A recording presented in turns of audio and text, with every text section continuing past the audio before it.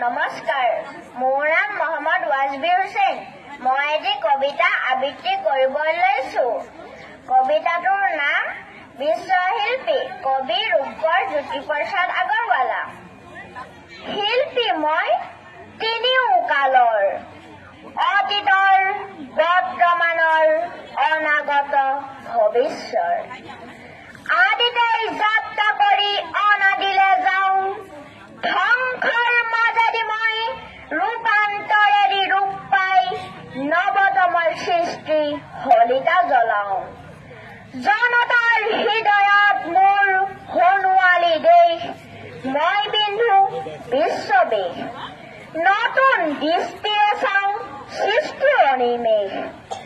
নানা ভাষা, নানা আশা, নানা জাতি বৰ্ণ চিনি মই শুনো ঋণী বিশ্ব জনতাৰ এক অপূৰ্ব সংগীত। ধন্যবাদ।